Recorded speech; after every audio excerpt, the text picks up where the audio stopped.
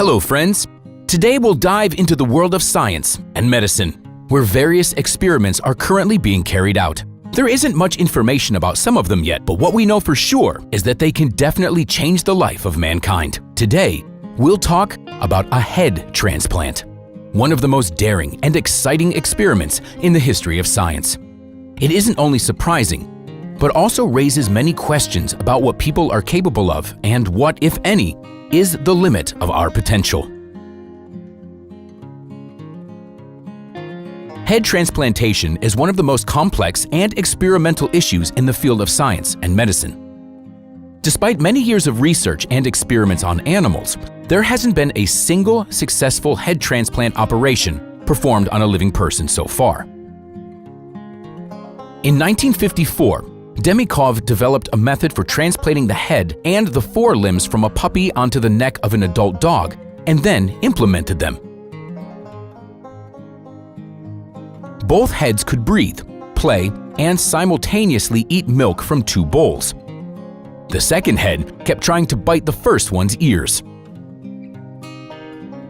In just 15 years, Demikov created 22-headed dogs.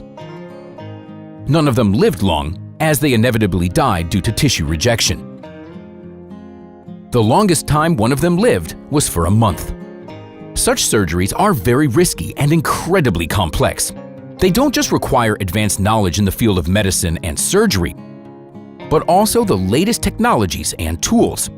Nevertheless, some researchers continue to work in this direction and don't exclude the possibility of successful surgeries of this kind in the future. Valery Spiridonov, a patient with spinal muscular atrophy, dreamed of a new body. An Italian surgeon convinced the Russian man that transplanting his head onto a donor body was possible.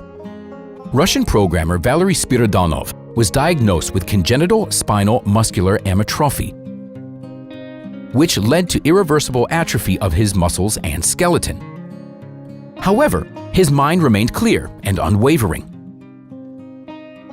Currently, there is a drug that prevents the development of muscle atrophy, but it's extremely expensive.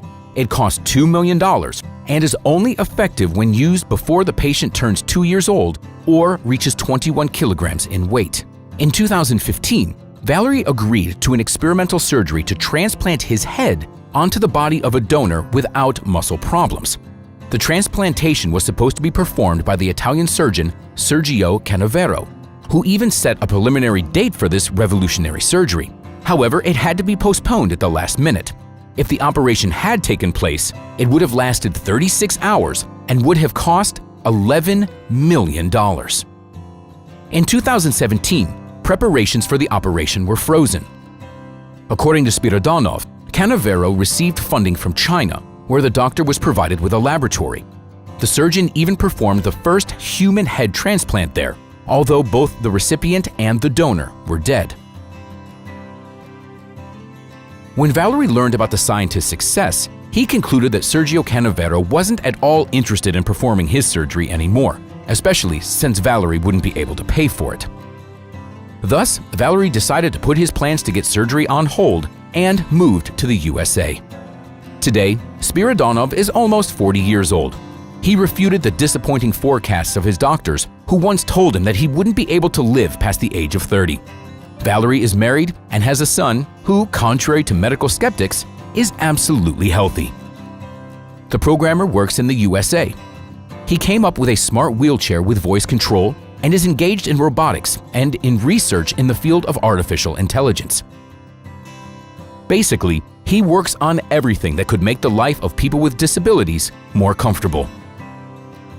Spiridonov admits that he decided to abandon the head transplant idea.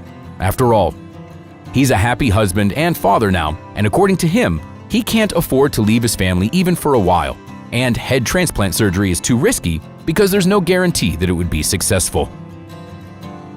Valery met his wife Anastasia at work. She was the deputy director for strategic planning. The company was engaged in the supply of equipment in which Spiridonov was interested. Anastasia and Valery talked about his upcoming surgery and the medical aspects of the intervention. The young people got married in Moscow and later moved to the USA. Now Valery is more interested in spending time with his son, who, according to him, is already taller than his father and isn't the least bit embarrassed by Valerie's condition. The surgeon who promised to perform Valerie's surgery contacts him once in a while. The doctor's plans are much grander than ever before. Now he's planning on transplanting only the brain and not the entire head. Friends, that's all for today. Like the video, subscribe to our channel, and we'll see you next time.